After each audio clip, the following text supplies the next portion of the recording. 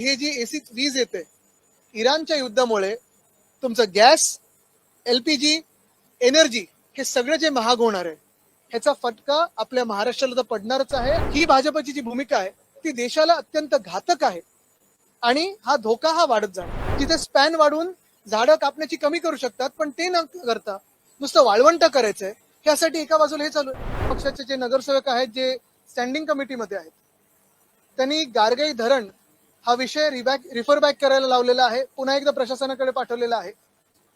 कारण हे धरण हे मुंबईवर जो धोका आपण पाहतो एक मंडरावतो आहे की वातावरण बदल असेल, पर्यावरणाचा विषय असेल, हे अधिक करण्याचं धरण आहे।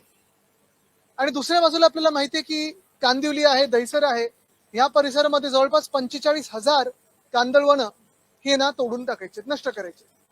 इथे देखील आमचे आता कार्यकर्ते पोहोचलेले आहेत, काम थांबवलेलं आहे, मुंबई महानगरपालिकेच्या लोकांना जाब विचारत आहे।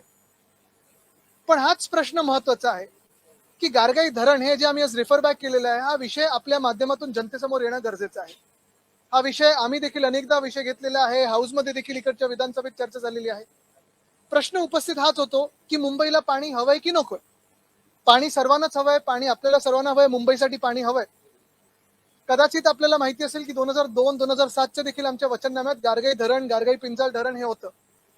राज्य सरकारमध्ये आम्ही महाविकास आघाडीच्या काळात असताना ह्याच्यावर जेव्हा अभ्यास सुरू केला तेव्हा हे जाणवायला लागलं की गारगाईचं धरण ह्याच्या विरोधात जर आपण पाहिलं पलीकडे डिसॅलिनेशनचा प्लांट, दोघांचे फायदे आणि तोटे पाहिले तर 2 मिनिटात तुम्हाला सांगतो।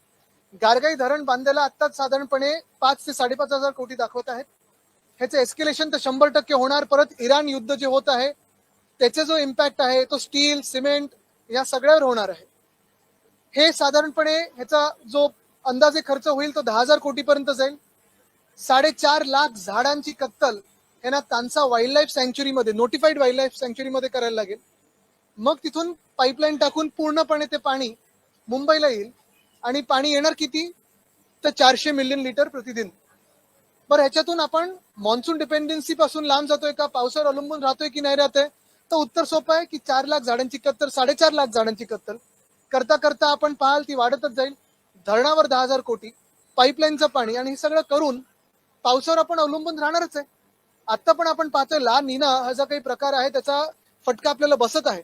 40 डिग्री आत्ता झालेला आहे, पाऊस कदाचित उशिरा येईल। मग मुंबईसारखं शहर पावसावर किती अवलंबून ठेवायचं हा एक विषय असताना 2021-2022च्या आपण साली पाहिलं असेल उद्धव साहेबांनी जो करार केला होता स्विस चॅलेंजच्या मार्फत, आपण मनोरी येथे 25 एकर डिसॅलिनेशन प्लांटला दिले होते, समुद्राचं पाणी गोड करून पिण्यासारखं करण्यासाठी। आणि ते काम आपण जर पाहिलं तर आमचं सरकार असतं तर आम्ही 2025 पर्यंत पूर्ण केलं असतं आणि पहिल्या टप्प्यामध्ये 400 मिलियन लिटर पाणी प्रतिदिन हे आपल्याला मिळालं असतं सर्वात कमी खर्चात। आणि त्याचा टप्पा 2 होता अधिक ते 200 MLD पाणी, म्हणजे एकंदर 600 मिलियन लिटर पाणी प्रतिदिन आपल्याला मिळालं असतं एकही झाड न कापता, सोलर एनर्जीवर। आणि त्या डिसॅलिनेशनच्या प्लांट मधून परत बाय प्रोडक्ट टर्बाईनमुळे हा एनर्जी येणार होता। पण आज कॉन्ट्रॅक्टर पूजन करण्यासाठी, कॉन्ट्रॅक्टरवर जे प्रेम आहे भाजपचं असेल ह्या सरकारचं असेल, हेच पोचण्यासाठी गारगाई धरणाच्या मागे लागलेत, पर्यावरणाचा ऱ्हास करण्याच्या मागे लागलेत। आणि दुसऱ्या बाजूला 45,000 कांदळवनाची झाडं हे देखील एका ब्रिजसाठी कापणार, जिथे टनेलिंग करू शकतात, जिथे स्पॅन वाढून झाडं कापण्याची कमी करू शकतात, पण ते न करता नुसतं वाळवंट करायचंय यासाठी एका बाजूला हे चालू आहे। तसंच जिथे आता सांगतायत की आम्ही ही 45,000 जे मॅनग्रोव्ह तोडणार आहोत त्याचं कॉम्पेन्सेटरी एफॉरेस्टेशन करू, ते कुठे तर चंद्रपूरमध्ये। गंमत बघा तुम्ही काय, तर चंद्रपूर इथे घोडाझरी वाईल्ड लाईफ सँच्युरी आणि ताडोबांधारी जो टायगर रिझर्व आहे तिथे देखील यांनी मायनिंगचे परवाने दिलेत, खनिकरणाचे परवाने दिलेत। मग तिथे बंडू धोत्रे नावाचे जे एक ऍक्टिव्हिस्ट आहेत उपोषणाला बसले होते, त्यांना पोलिसांनी जोर जबरदस्ती उचललेला आहे, आत टाकण्याचा प्रयत्न केलेला आहे।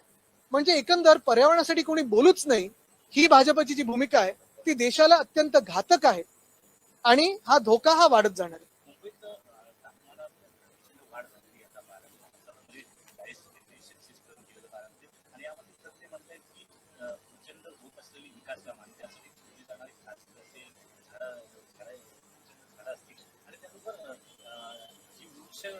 गणना आहे त्याची आकडेवारी जी आहे ती आरटीआयच्या माध्यमातून गेल्या 6-7 वर्षांची केली जात नसल्याचं एक समोर आलं। मुद्दा हाच आहे, एका बाजूला आपण पर्यावरणाचं कत्तल करत चाललेलो आहे, म्हणजे 45,000 झाडं मॅनग्रोव्हची, नाना नानी पार्क वर्सोवा इथे ते तोडत आहेत. तिथे दुसरा एक पर्याय उपलब्ध असताना देखील तिथे नाना नानी पार्क यांना तोडायचंय त्या कोस्टल रोडसाठी. मग तसं पाहिलं तर हे आता मी जे सांगितलं आपल्याला गारगाई धरण, तिथे 4.5 ते 5 लाख झाडांची कत्तल होणार. चंद्रपूर इथे 2 वाईल्ड लाईफ सँच्युरी मध्ये हे करणार. आणि एका बाजूला आपण पाहतो उष्णता वाढत चाललेली आहे. हे सगळं होत असताना दुसरा धोका हा मी जे पहिल्या दिवसाच्या पासून बोलत आहे अधिवेशनाच्या, आपण ज्या प्रेस पोडियम मध्ये उभे राहिले होते, 1 2 3 4 5 6 7 8 एसी लावलेले आहेत म्हणून इथे तुम्ही बसू शकताय, बरोबर आहे. पण ही एसी, हे जी एसी वीज येते इराणच्या युद्धामुळे तुमचं गॅस, एलपीजी, एनर्जी हे सगळं जे महाग होणार आहे ह्याचा फटका आपल्या महाराष्ट्राला तर पडणारच आहे आणि आपल्या देशाला पडणार आहे.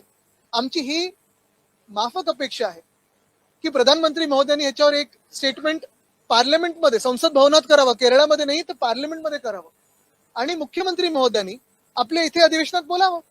कारण जर आपण आत्ताचे आर्थिक पाहणी अहवाल पाहिला तर त्याच्यात सर्वात जास्ती वाढणारं क्षेत्र आपलं कुठचं आहे? सर्व्हिस सेक्टर आहे, सेवा क्षेत्र आहे. त्याच्यात काय काय येतं? रेस्टॉरंट येतात, हॉटेल्स येतात, कॅफेज येतात, जिम्स येतात. हे सगळं जे काय आहे हे तुमच्या फूड प्राइसवर, एनर्जी प्राइसवर, फूड सिक्युरिटीवर, एनर्जी सिक्युरिटीवर अवलंबून आहे. आणि जर ह्यालाच फटका पडला तर मॅन्युफॅक्चरिंग तर आपलं कमी होत चाललेलं आहे. आपण पाहतोय ग्रोथ स्लोडाऊन झालेली आहे, ऍग्रिकल्चरमध्ये स्लोडाऊन झालेलं आहे, मॅन्युफॅक्चरिंग सेक्टरला फटका पडणार आहे.